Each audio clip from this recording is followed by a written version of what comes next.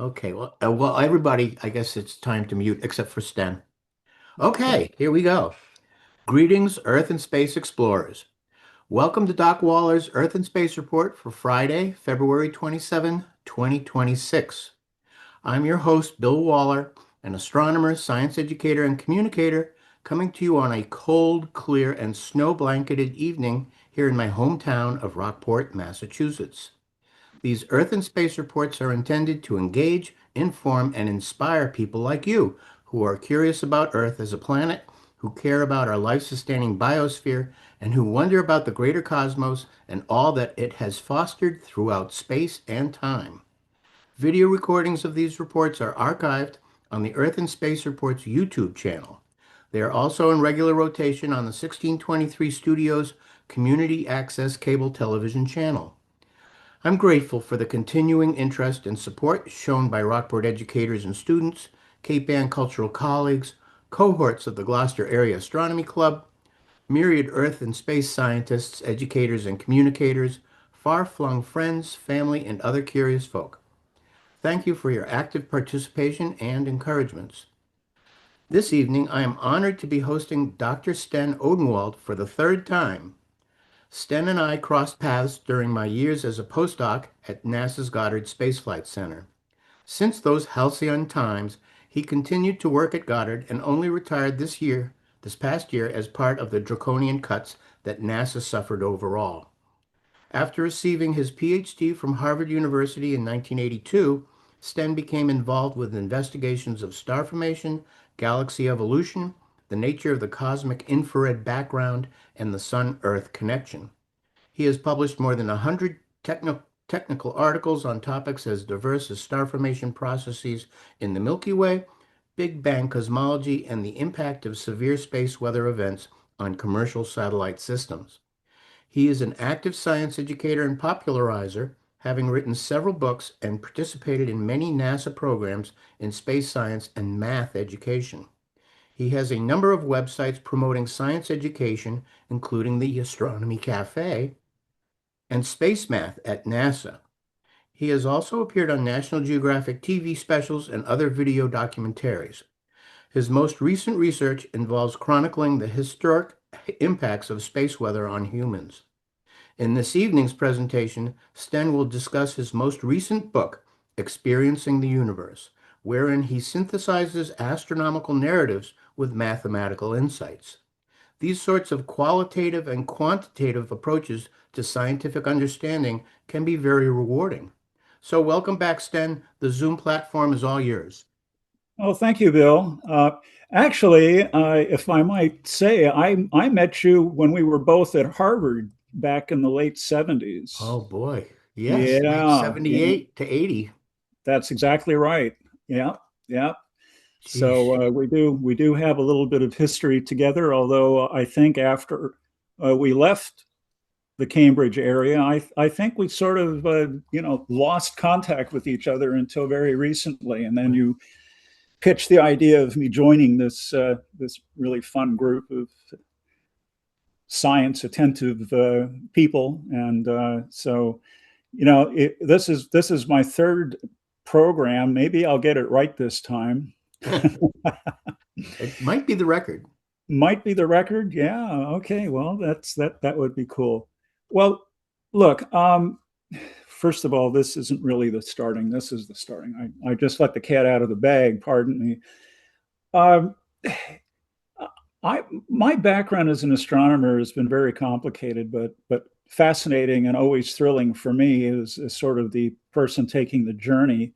Uh, Back in 2005, I got very involved in the idea of showing students and teachers, what things look like behind the scenes in scientific and astrophysical discovery. And by that, I mean, what is some of the math that astronomers use in order to figure out what the hell is going on in the universe? All right. Um, I became really concerned with the way NASA was portraying astronomical content because, to a large measure, it just seemed like the discussions were an extension of the English department where words would be strung together and, wordsmithing would be done, to get across some general ideas in astronomy. But there was never any attempt made at showing the mathematical infrastructure and connective tissue that forces you to describe things in a specific way that astronomers do. So my program, which got funded twice in a row by NASA, was called Space Math at NASA. And I was able to work with literally tens of thousands of teachers. I developed literally thousands of math problems, and these were downloaded to the tune of something like 40 to 50 million PDF files during the tenure of this program. The program also got highly rated in terms of evaluators who looked at how the program was put together, how it was run, and what kinds of pre and post content change happened in the minds of the students that were exposed to these math problems. They were characterized as sort of, you would call them as French fries. They were single-page PDF documents that had a well-posed astronomical problem that involved usually a simple kind of math, anywhere from simple arithmetic with integers and Venn diagrams ideas up through the calculus. And they were heavily used by math teachers and also by science teachers as well. So I considered it a very successful program, and it's still tootling along today, although I don't have funding for it. It's basically just a program that is available on NASA, but it's not updated or anything. When I retired, as I was retiring, I got the idea that, there was always this one book that I wanted to write about astronomy that used math as sort of a background text. My own experience is that I've published over 24 books now. Half of them are through publishers in New York and London, and the other half are self-published. These are sort of experimental books on my part. I'm not expecting to get, millions of buy purchases of my books. But they seem to be doing pretty well, especially the book on interstellar travel, as an astronomer sees it. That's doing extremely well. But I thought, well, let me use this particular self-publishing platform to open the story a little bit more about, behind the scenes astronomy, enlivened as best I could with, the mathematical perspective. So I came up with this experiencing the universe concept. The idea was that it's a through-going book on describing what you see when you look at the sky at night and experience the universe in various sort of ways.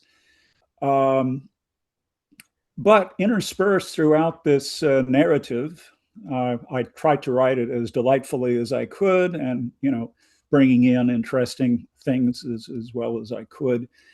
Interspersed within this are very innocuous little call-outs at the end of certain key passages and paragraphs. These call-outs take you to problems in the back of the book, quite literally, which is the second level of experiencing the universe.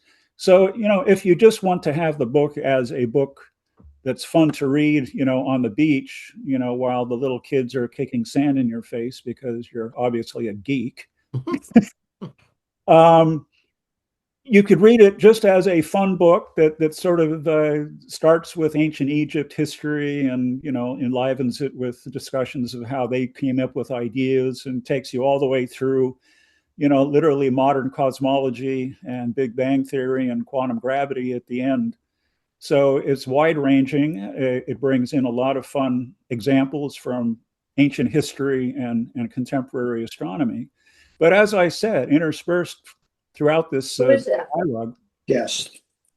interspersed throughout this dialogue are little callouts. And The math problems that I created help explain why that particular paragraph is saying what it does.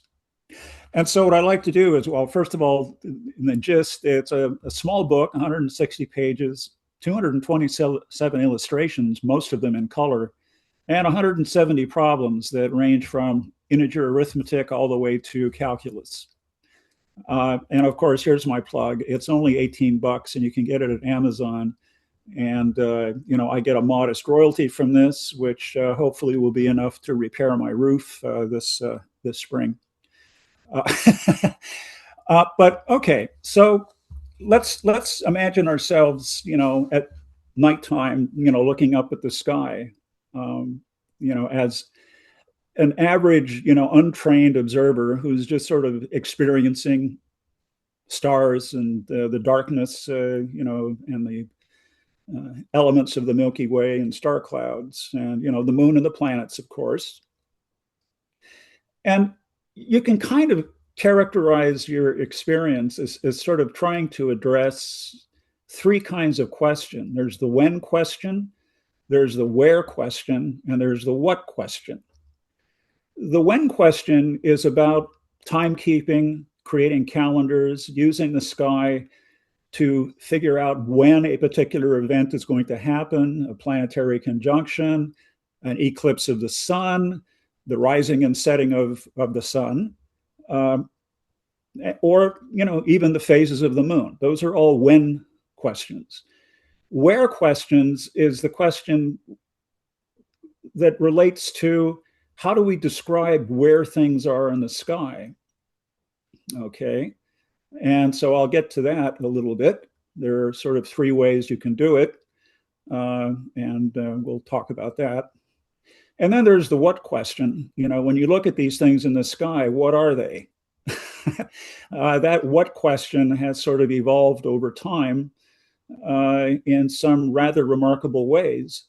But the what questions tend to be informed literally by your firsthand experience of things that you see in the sky as an untrained observer. And they use that as a bridge to seeing a deeper level of what these things are that you're so impressed by. So let's take a look at the when question. The most basic when question is the definition of the day, which is a combination of daytime and nighttime. And the word day, don't worry, don't get caught up about what language that comes from. It's simply a period of time. And it's a fundamental period of time because we can describe it, by the combination of daytime plus nighttime in one chunk. There are 365 of these periods in 1 year before things begin to recur again. Typically things like the seasons, which are periodic. So this is like the earliest piece of information that humans gathered about their astronomical existence, is the idea of the day and the breaking that into daytime and nighttime, and the idea that there are countable 365 of these periods in one grand period that encompasses the four seasons, or in the case of ancient Egypt, the three seasons, and I'll get to that momentarily. So already, we've taken sort of the experience, the general experience of looking at the sky and thinking about the daytime, and we've become a little bit more quantitative about it. Now, we're not doing that because we're trying to be malicious. We're doing that because as ancient observers who were really tied to agriculture, we really needed to understand, how periodic the seasons were and the nature of daytime and nighttime. So there's a practical reason for understanding astronomy at that level. Phases of the moon is sort of the next thing that we can think about. And of course, we've all seen phases of the moon. I mean, that's what we basically like to observe. It's interesting if you ask little children about where the moon is in the sky, they think the moon it can be any place in the sky at all. It just sort of pops up here and there and over there. And you know, they have a very sort of random idea about what the moon actually does and how it moves. One thing that is the easiest to sort of characterize by the moon is the periodicity of the phases from full moon to full moon, first crescent to first crescent, and so forth and so on. In fact, it was this idea of lunar phases uh, was known way back 40,000 years ago in this particular inscription on a reindeer horn. That's generally identified as being a representation of the phases of the moon.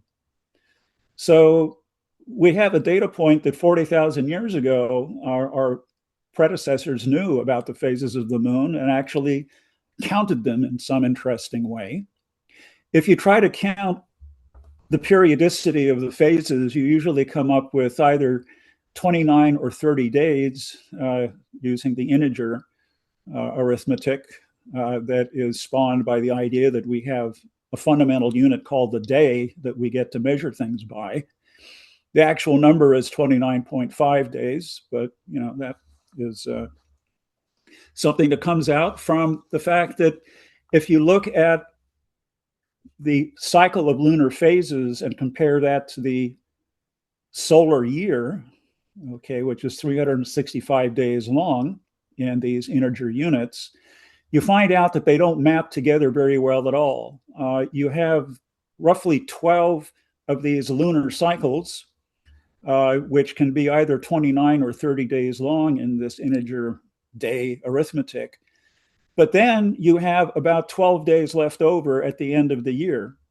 Okay, so the lunar cycle does not give you an integer map into the solar year, which is 365 days long. And so that's a real problem, because that means that it tends to be a debate whether or not people had a lunar calendar first or a solar calendar first for the year. If you start with a lunar calendar, it's something that's very easy to denote by looking at the periodicity of the lunar phases, but you get this incommensurability at the end of every year that gets worse and worse and worse the more of these lunar year cycles you try to combine together. Until finally, if you try to do this in a logical way, you wind up with, a real mess in terms of a strictly lunar calendar, especially if you try to map it into the start of each of the seasons. That gets really bad. Well, this is something that was known literally at the time of ancient Egypt, 3,000 years BC. But what they did was they said, okay, we have the solar year, which is a grand total of 365 days long. And we're going to use that for what we'll call the civil calendar, because it's well behaved and we can map one, we can add one to the other sequentially and not have any kind of huge problems with predicting when the seasons are going to occur during this solar calendar. The lunar calendar, however, we're going to use that mostly for things that have a religious aspect to them, because it kind of flops around, and it's not so imperative that the religious calendar be necessarily tied to the civil calendar. So that's sort of one of the adjustments that was made. It's interesting when you try to figure out where our modern calendar comes from. It's generally understood that it comes from the ancient Egyptians, and this is roughly how they did it. You have 365 days, okay, and the ancient Egyptian astronomers basically thought in terms of there being festival days, and then there would be calendar days. These were broken up into 3 seasons. There are 3 seasons that can be identified, with the behavior of the Nile. There's the inundation period, where the Nile rises up and floods everything with fresh new mud. There's the planting period, that follows that. That's when the Nile recedes, and then you can start using that mud to plant crops. And then finally, you have literally the hot period, uh, which is the summer period, where basically you can't do much of anything. During that period, however, is when people were asked to participate in massive civil works, such as the building of monuments and pyramids. It was very important to the pharaoh that civil society be able to plant and harvest their crops. That was a priority because that was a major source of wealth for the religious priests and for the pharaoh. Wealth was gold, wheat was gold, and so was rye. But that meant that the typical ancient Egyptian who wasn't farming during the hot season was sort of sitting idle. And basically, as a promissory note, the pharaohs would generally have people working on these massive civil projects that involved, 20,000, 100,000, 200,000 people or more working, dragging stones, doing masonry work and all of this stuff. They weren't slaves. They were people, just like you and I, who were working off seasons to make a living, and they were paid, to drag stones in terms of wheat and barley, which they would then use to feed themselves during these off years. So anyway, the calendar would be set up with these 3 seasons. That was fundamental. And so the thing is that if you have 365 days broken into 3 seasons, that means you have 21.66 days per season. And you can't have fractional days in the civil calendar. But this is definitely not 121, and it's not 122. So the next possibility is, well, suppose we have 1 festival day and 364 calendar days. Well, that still gives us 121.33 days per season, which is still a fraction and it doesn't work. The next one is 2 festival days and 363 calendar days broken into 3 seasons, and that gives you 121 days per season, which is the product of 2 primes, 11 squared. Well, that's interesting. 11, if you have the year broken into 3 seasons, then you have 11 units of something broken into 11 days per unit. So we can think of those 11 as months and the second 11 as days per month. Well, that could possibly work, but fairly inflexible, because you're stuck with 11 times 11. You're stuck with 11 months, 11 weeks, and 11 days per week. Or if you want to call those 11 months and 11 days per month, you can sort of look at that too. But that's kind of clunky as well. So the next possibility, there are several more. You can try, 3 festival days in 362. You can try 4 festival days in 361.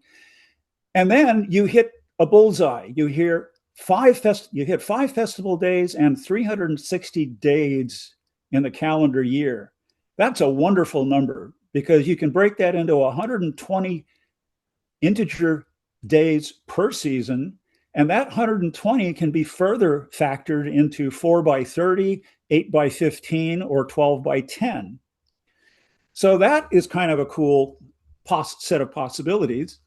And so what we have here is the 120 days can be broken into 12 weeks of 10 days each per season. And that gives you 36 weeks in a full 360-day year. You can also have 8 weeks of 15 days each per season. And that gives you 2 weeks per lunar period, which is 29 to 30 days long. Or you could have 4 months of 30 days each, where 1 month is very close to the 30-day period of the phases of the moon. There are no factors that give you a 29-day lunar month in this kind of a calendar because, 29 is a prime factor and it's not listed, in the table that I just showed you as a possibility. The closest one is, 30 days. And then you're going to have 4 months of 30 days each. for each of the 3 seasons to give you the total 360 days. But then you're going to get to have 5 festival days at the end of this. So everybody celebrates. They finished a full year. There's more beer drinking and, celebrating, and, people drag out the effigies of all the deities and parade them down the street, and everybody's happy. I like to point out that beer drinking was a huge thing in Egypt. Mm. Mainly because the water itself was kind of undrinkable. You get dysentery and all kinds of ugly things. So everybody drank beer almost nonstop during the day. Even children drank beer. And that's why some of the biggest archaeological discoveries in Egypt are these massive building complexes where basically they have giant bowls that are doing nothing but fermenting wheat to make beer. So it's a really interesting culture, and one that I think many people would actually like to emulate, but of course not get much done as a consequence. So this is all about, day and night, and figuring out, lunar and solar calendars. And you see there's some interesting math involved, but the math is not very complicated. This is all multiplication. It's all division. It's, integer math, because we're only dealing with integer days, and everything is fine. Even the fact that the solar year is 365.24 days long, that can be tacked into an interesting problem with the Egyptian calendar, because they started their new year and their original calendar during what's called the heliacal rising of Sirius. That is, the bright star Sirius would just be visible in the early morning sky. And that coincided with the time when the Nile was beginning to flood. That's fine, okay. But if you try to use a 365-day calendar to predict when that is going to happen, it's going to slip by a quarter of a day every year, so that after 4 years, without allowing for this fractional day, you're going to be off by 1 day in predicting when the heliacal rising of Sirius would occur in the civil calendar. In fact, Akhet was the first month in the first season, the inundation season, day 1 Akhet 1. All right, that would not reoccur as the day of the heliacal rising of Sirius for another 436 years. During all of that intermediate time, the Egyptian civil calendar was pulled out of sync with the rising of the Nile, which was locked to seasonal variations and basically the solar cycle. So you see these plaintive comments speckled throughout Egyptian history of people being very, very frustrated. Well, why are we celebrating Akhet 1 when it's the middle of winter? It used to be the day of the heliacal rising of Sirius, according to our great-grandfathers. In fact, you can actually date the onset of when the Egyptians built this calendar by noting that the first time that this coincidence happened was about 450 BC. All right. So we suspect, archaeologists suspect, that that's when this Egyptian calendar was actually started, was actually put together in the way that you see it, which makes it the oldest known calendar in human existence, if that is the case. So we can now take another look at, of course, the sun. And this is all very simple stuff that we're talking about here. We're not doing calculus yet or algebra.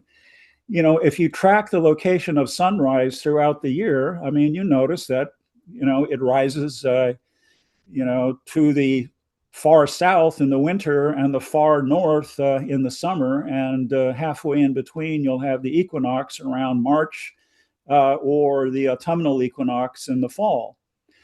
So you can actually predict when the spring planting season and when the fall harvesting season should occur just by noting the location of the sun on the horizon and marking that in some fiducial way.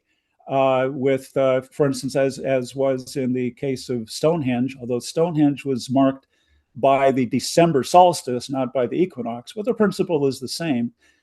In fact, in ancient Egypt, there is a stone circle of a sort, which does have an alignment with the spring equinox through a pair of sighting stones. And this is how you do it. You set up a sighting stone in a distance, and then you have an observation stone in the foreground. And when the sun, is perfectly aligned with these two sighting stones, then you can say, oh, wow, spring has started. Everybody, get out your hose and start planting your wheat or whatever. So with very simple arithmetic and with somebody keeping track of where the sun rises every day throughout the year, you can have a geometric representation of when the seasons occur. And that is infinitely useful.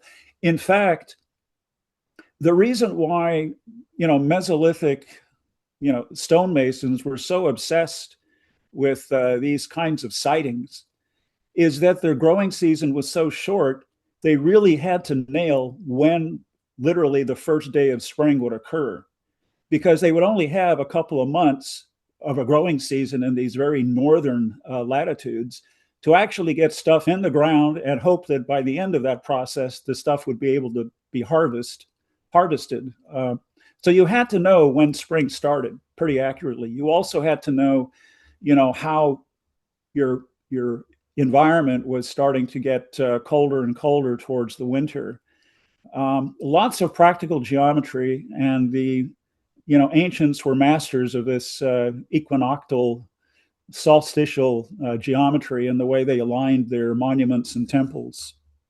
But again, it's all very simple geometry, and in fact, you can reproduce it. Here's the case of the winter solstice alignment in Karnak in Egypt, down the Avenue of the Sphinxes, which is a major mile-long thoroughfare, precessional thoroughfare for the god Aten. And so December 21st, you have this particular alignment, and it's very dramatic. You also have a similar kind of alignment called Manhattan Henge, which occurs both on May 28th and July the 11th in Manhattan, which is really cool. And the principle is very easy. I mean, you just look, towards sunset in this particular case. And because of the way streets are laid out in the pattern in Manhattan, you will always find alignments that let you put together a Manhattan Henge experience. And that seems to be extremely popular these days. Well, taking a big step back, we're going to take a look at the big picture of the sky and what else we can sort of figure out. I mean, it's extremely impressive. I mean, any of you who have looked at the sky from a dark site, knows what that experience is. And now that everybody has, cell phone cameras that do low light photography, just about everybody can take pictures of the Milky Way that are striking.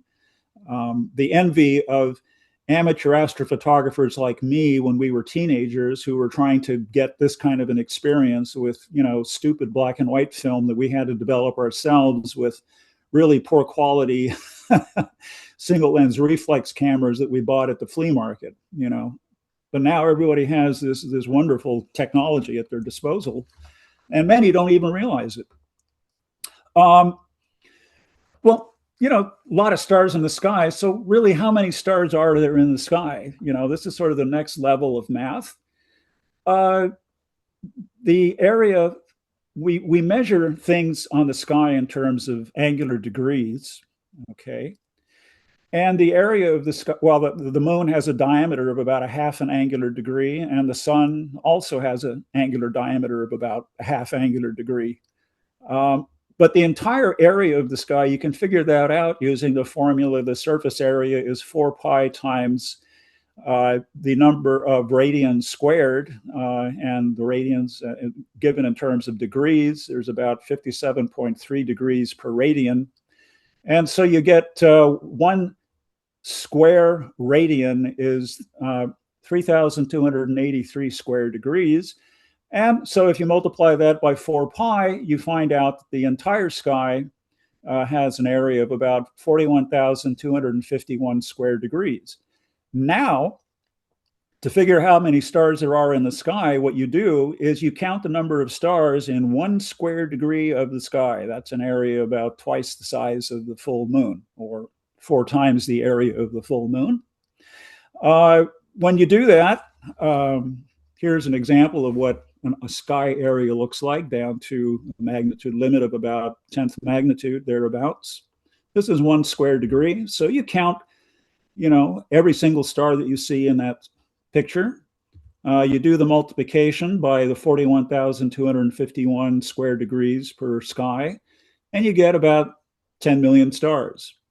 Now, this is down to a magnitude of about 10, but if you only go down to a magnitude of about 6 or so, which is the naked eye limit, you get about 8,000 stars over the northern and southern hemisphere in total that are discernible. So again, taking the experience of the night sky and rendering it into a simple mathematical problem that has some import. I mean, I think people often ask, certainly little kids often ask, how many stars are there in the sky? And so they start out with, 1, 2, 3, 4, 5, 6, and it keeps them busy for all of 5 minutes until they get phenomenally bored and then start becoming disruptive, and then we have another set of problems. But again, this principle, of counting things in a small area and then multiplying it by the total number of those tiles in the entire area that you want to survey is a fundamental foundational principle in observational astronomy. We do that all the time. So now the question becomes, well, where are things? Okay, we know now how many stars there are. We figured out a little bit about the lunar cycle and the year and calendars and when things are. It's a little bit more work. We can use that information to predict, when eclipses are going to happen, when conjunctions are going to happen, all that kind of assorted arcana. But now the question is, where are things? Well, one thing that we can do is use the brightest stars in the sky that we provide names for, and use those as a reference. All right.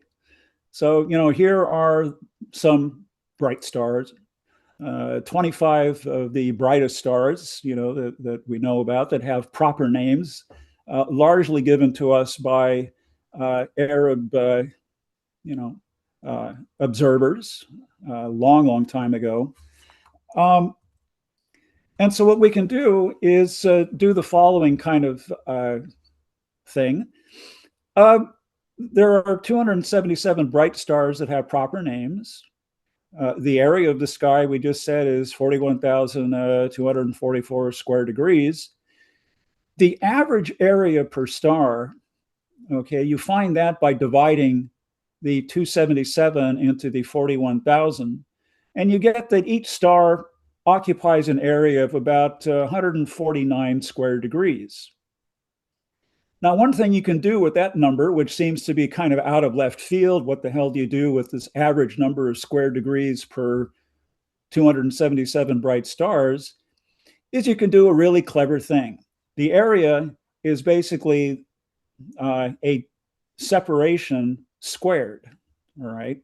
That's how we define area, is the sides of a square, the product of the sides of the square. And that has to be equal to 149 square degrees. So that means that D, which is the side of one of these squares, is 12 degrees long. it turns out that if you look at a grid of squares that have a fixed length, the center to center separation between these squares is also the length of a side. So that means that we can figure out, on average, how far apart these bright stars are in the sky, these 277 bright stars are, and it's about 12 degrees. That's about 24 times the full moon's diameter. So it provides kind of a grid work, not a uniform grid work, but a kind of a rough grid work against which we can track, where things are, and we would come up with statements like, okay, here's Aldebaran. The planet is 5 degrees to the east of Aldebaran. Okay, that's fine. And we can also say it's, 40 degrees north of Canopus at the same time if we want to. So that gives the two coordinates of a two-dimensional spatial position. All right, you need two to specify a position on the two-dimensional sky plane. All right, so you could use these bright stars as sort of the reference points, and that's fine. But there's not a whole lot you can you can do with this information. If you're trying to talk to somebody about, oh, I saw something really interesting, and oh, well, where was it? Oh, it was 5 degrees east of Aldebaran and 10 degrees north of Zubid El Ganubi and whatever. It's kind of crude.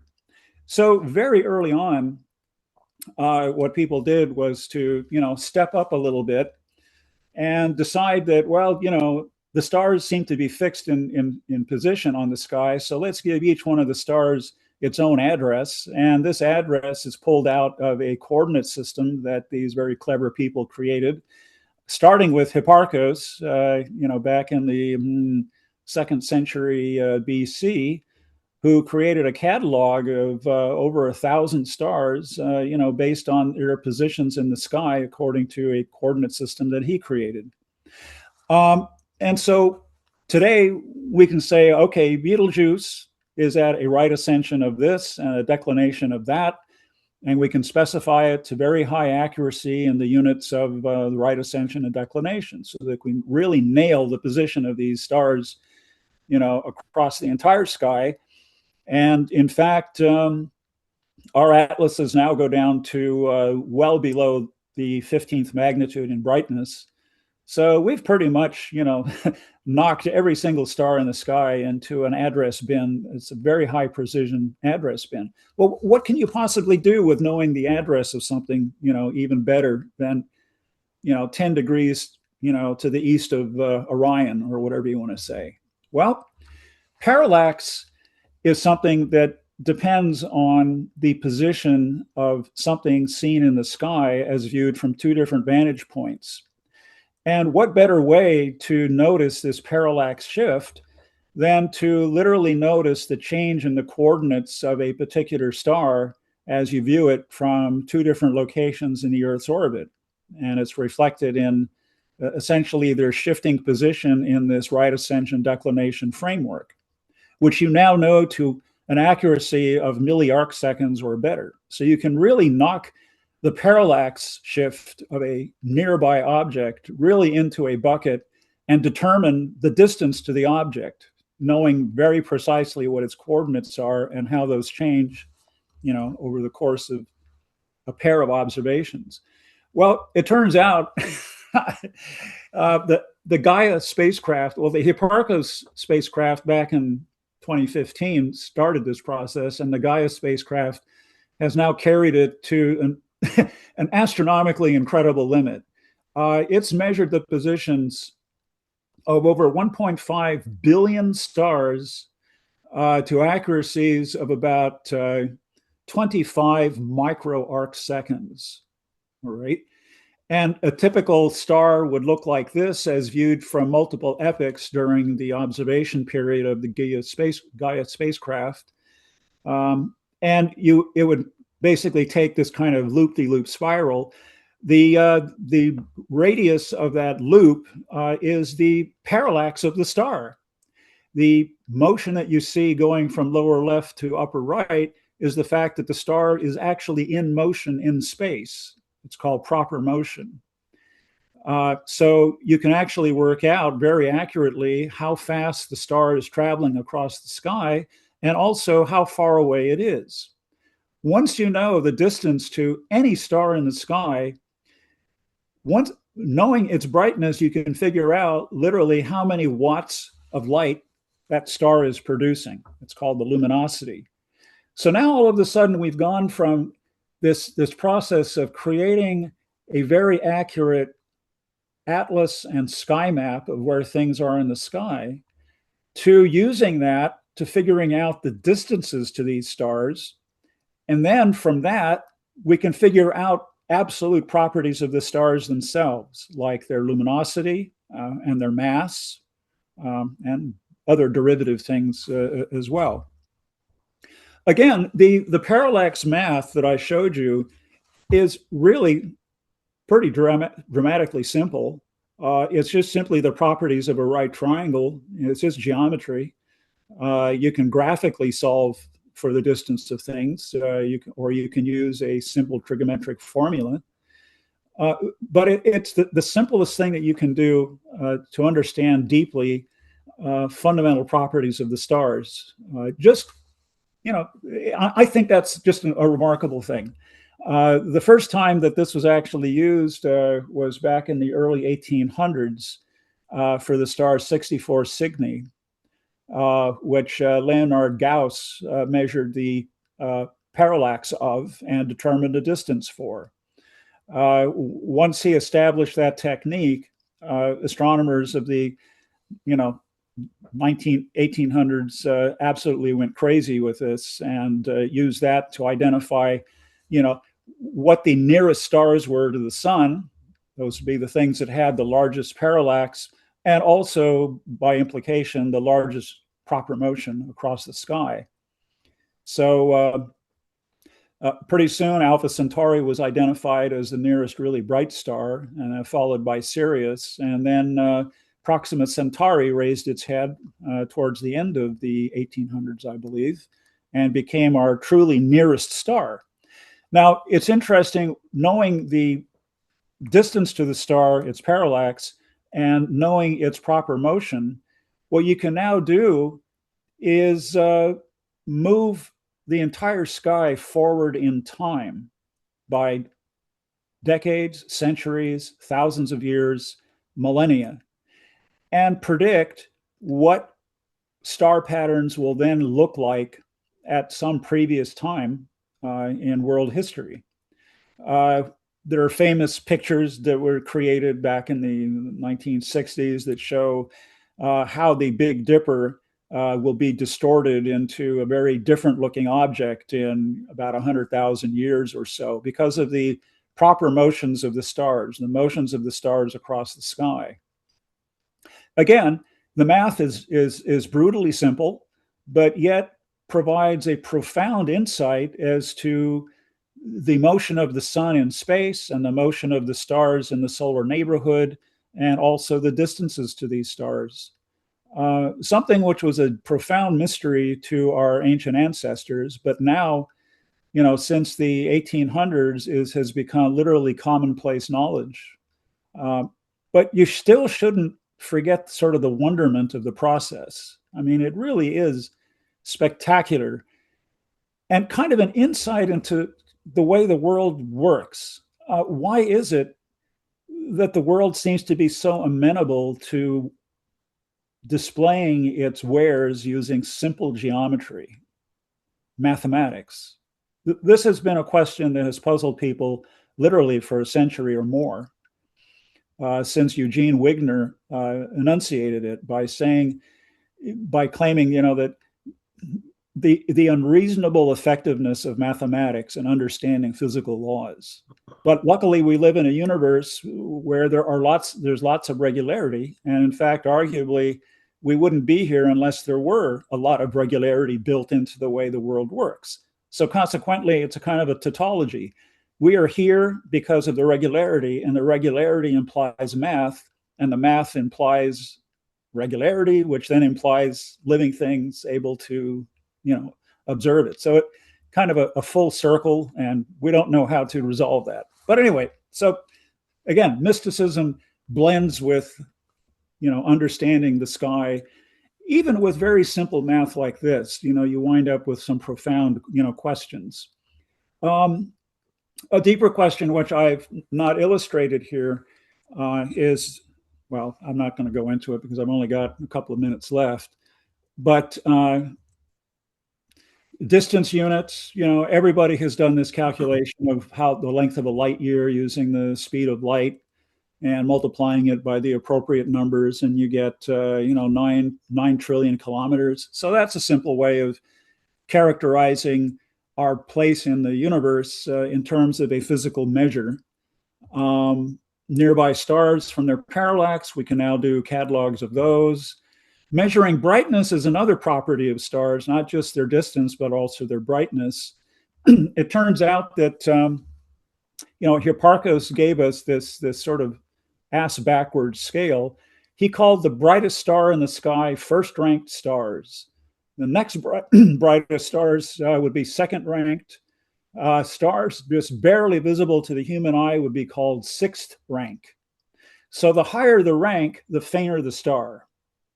And that's why when astronomers decided to formalize the apparent magnitude scale, it turned into this ass backwards scale. You would think that the brightest star would be, first ranked, would be the highest ranking. It would be like huge because you're the brightest star, so you should be the 20th rank, absolutely the brightest, and then going downwards from there. But that's not the way it works. In fact, it turns out when this scale was formalized sometime in the 1800s, it was realized that the brightness difference between a first ranked and a sixth ranked star was basically a factor of 100. And 100 broken into the ranking scheme, 5 magnitudes gives you a factor of 100. So that means a number would be 100 to the 1/5 root would be 2.512.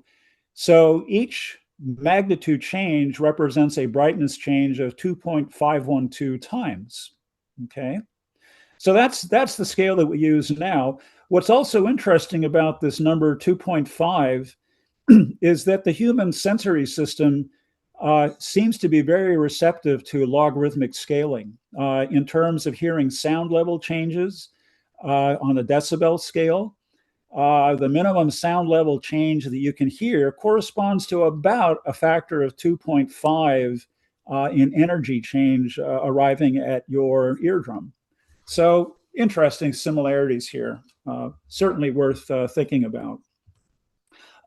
Brightness difference in the stars seen by the Hubble at plus 34 compared to the brightness of the sun at minus 26 is a factor of 10 to the 24th power in brightness difference.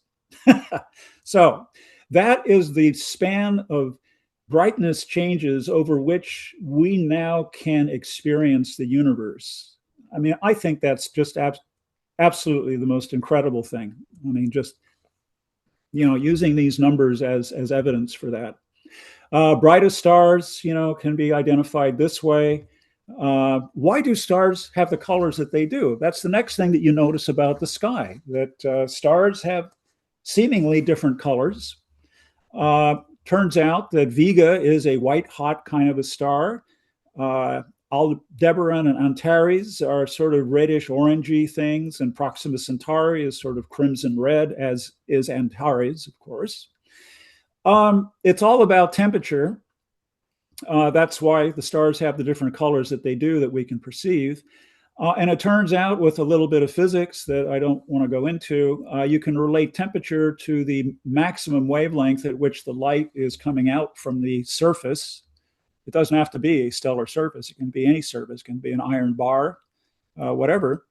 And so if in the case of the sun, its peak wavelength, where most of its light comes out, is at 550 nanometers.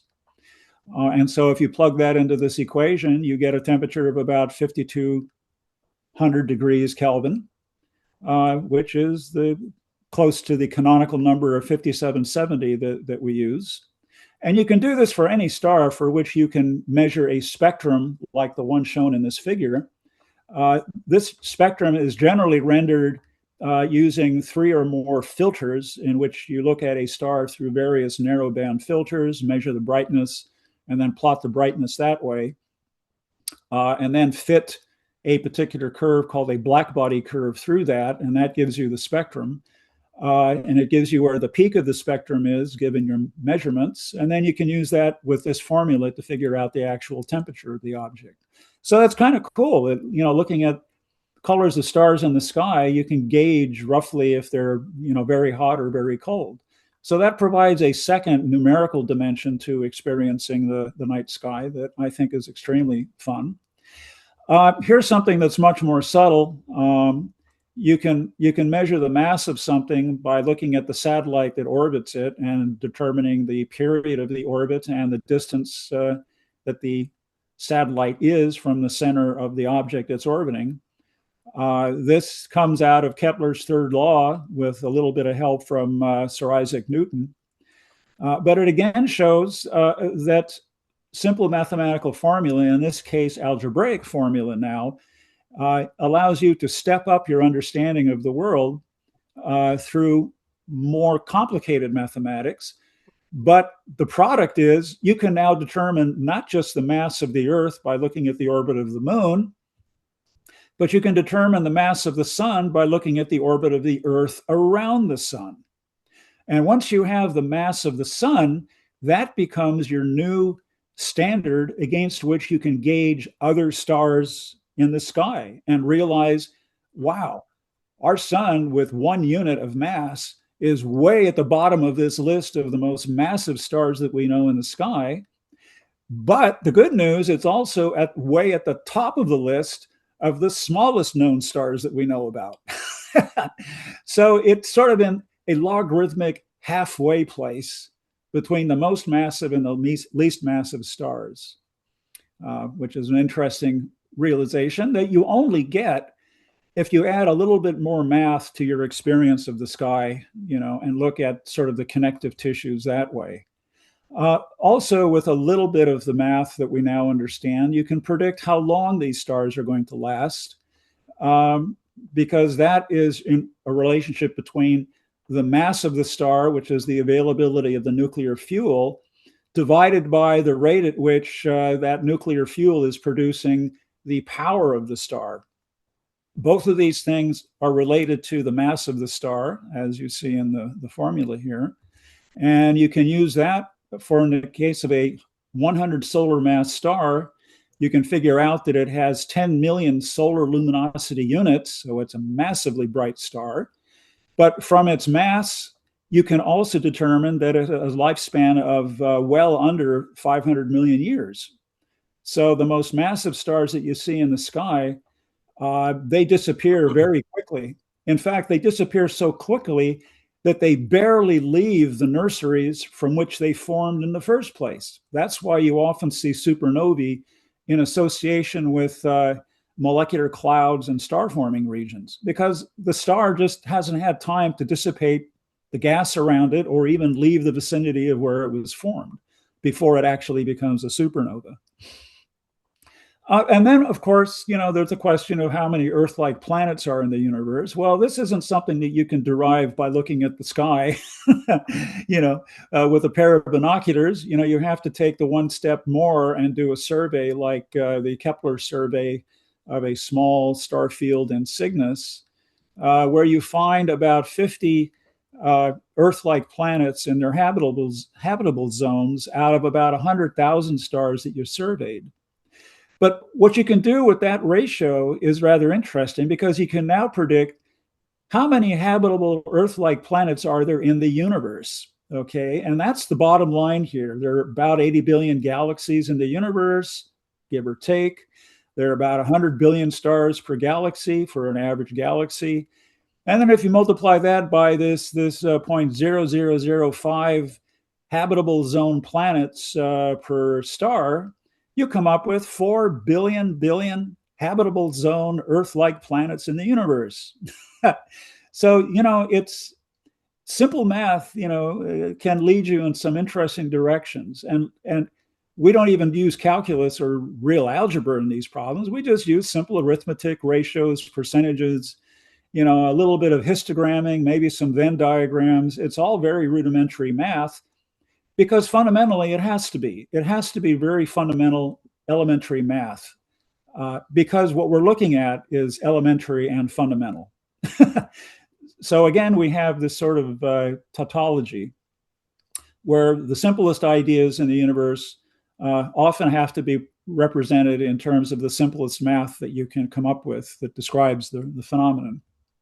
Well, that basically is it. I'm sorry. I think I've gone over just a little bit. I will end sharing or try to. Anyway, here we go. I guess I've ended the sharing, have I? Okay. Yeah, I think All you're right. doing just fine. That looks promising. And I made it to 8:06, which is when I started an hour ago. So good. Yeah, clutch move. Yeah. Uh, Now, so for the next 6 hours, you can ping me questions, or we can go out for a pizza, or shovel snow, or whatever the hell you want to do.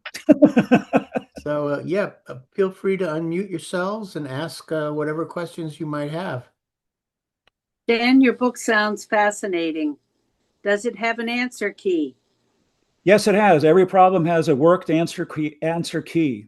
Okay, sounds like. And I want you all to know, I have advertised this book on LinkedIn to teacher workshops and to groups and National Science Teachers Association.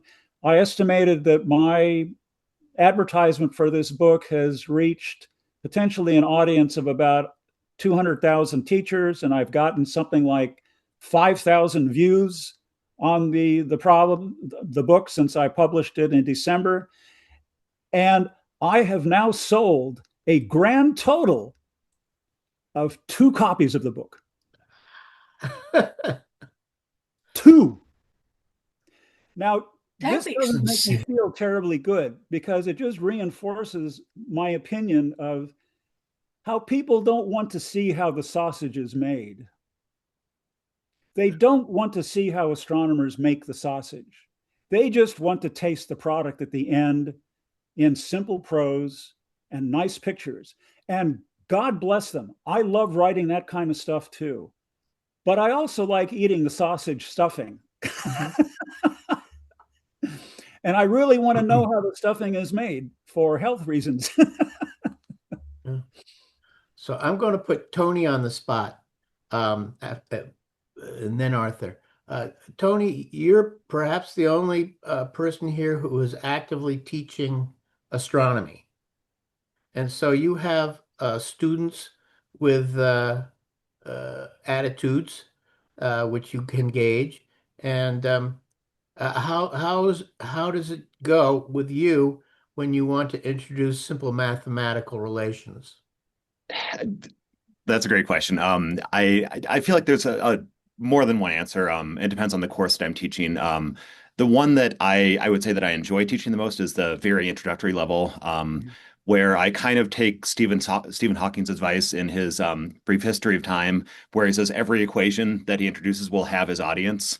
Um, I do introduce Wien's law to calculate the peak wavelength of a star, and I do the Drake equation. And these are the two that I feel like students can get both the physical intuition and also do the math without anything more than basic algebra. Um, but I would say I've also found for the more advanced students that they are very much thankful when I actually go into more depth, whether it's, occasionally in a Yeah. like modern physics course or whether I show more in-depth calculations about some of, Yeah. the Bohr atom and things like that to explain the spectral properties of stars. I do think that those students who are ready for it have a excellent response to that too. So The intent of this book, although I have pitched it to teachers and certainly to students, of course, this is a book that's better for the teachers because they can then, play down the math angle as much or as little as they want, and they can pick and choose the problems that they want to expose the students to and the questions that they want to pursue.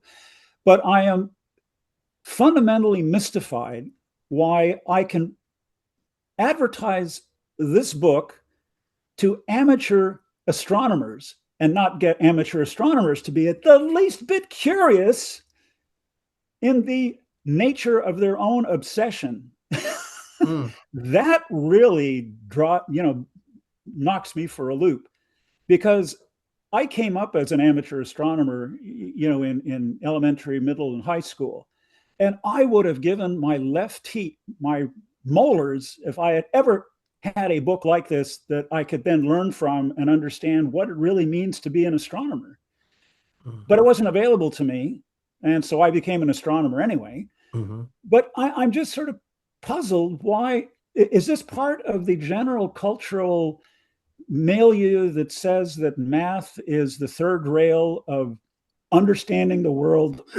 I mean, I even hear, I listen to the national news, and during the time of the election, when they're throwing statistics around and all that stuff, you still hear major famous news announcers and readers say, I was never very good in math. I don't know what this means. And can you do the arithmetic for me? And they say this to an audience of 10 million people. And generally, these are women that are saying this. So that reinforces the negative stereotype that women can't do math. And really, in your home, if you ask your mom to help you with a math problem, your mom is likely to say, well, go talk to your dad, which is highly sexist, but it seems to be built into this society. And there's just nothing that we can do about it that makes any difference. I don't really get it. Well, before Arthur chimes in, I would like to counter with my experiences teaching, obviously, physical sciences. And I would always ask, for introductory surveys, I would ask my students what they felt they were good at.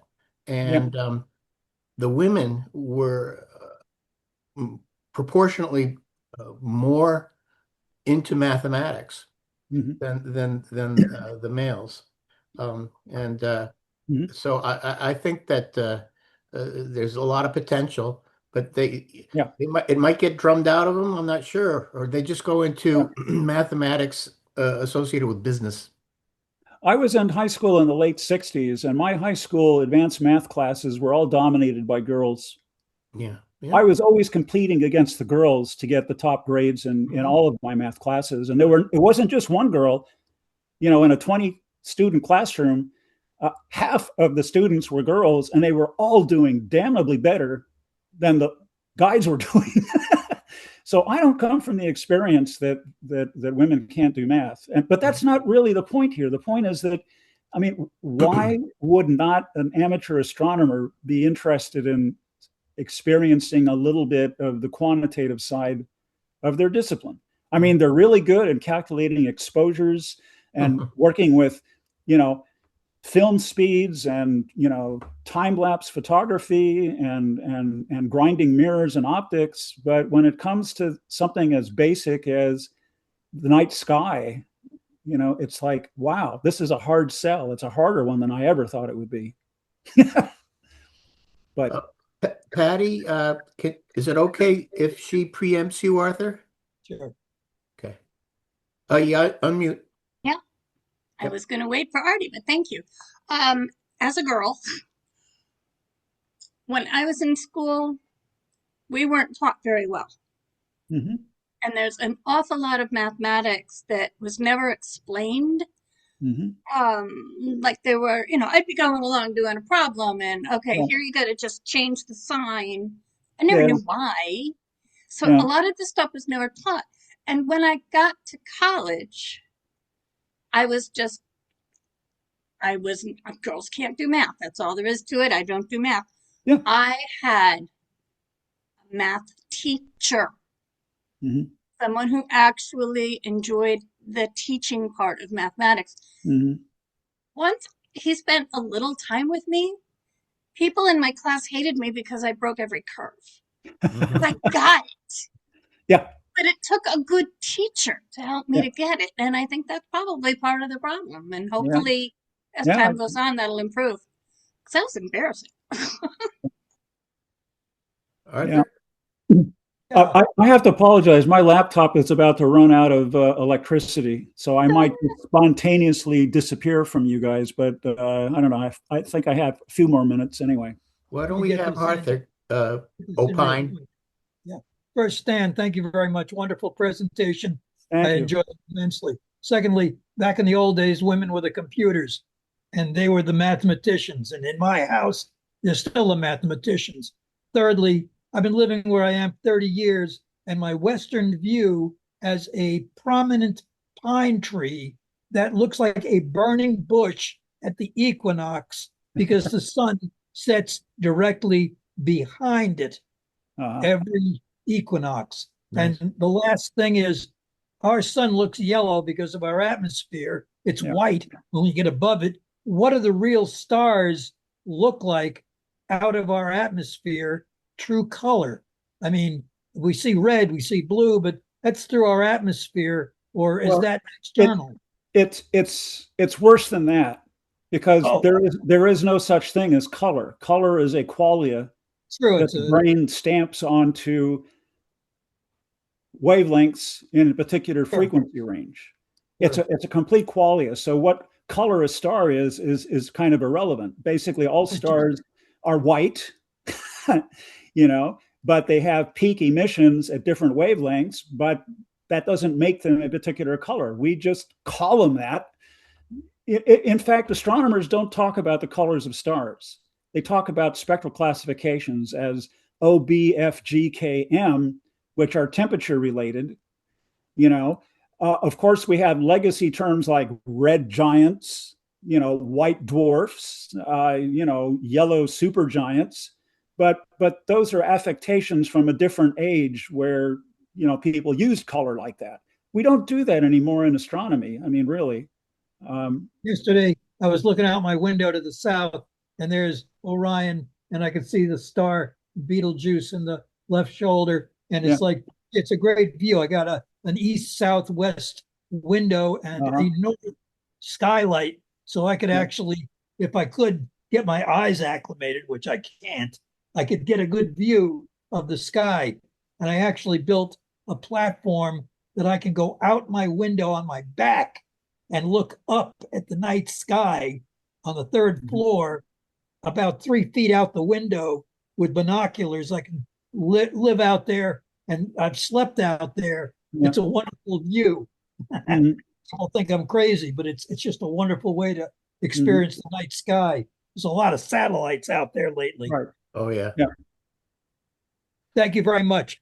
Have a great evening. Wonderful presentation. Thank you. Thank you. Okay. I think we'll call it a close, and thanks, Sten, All right. for Thank you. number 3. Thank you. In the bag. I think 3 is a charm, and I think I'm sort of tapped out for now. Okay. Well, we'll Really try enjoyed to. it. Thank you. We'll get Yes, thank we'll, you. Thank we'll you. promote Best your of As book. always. I'll get your book, Stan, and when you get this thing into the email tomorrow, I'll use that to get the book. Yeah, please buy as many as you can. I have a roof that I need to get replaced. Sure. Yeah, thanks so much in advance. All right. Thank you. Bye-bye. Thanks, Bill. Good night, Bye-bye. everybody. Bye. Bye-bye.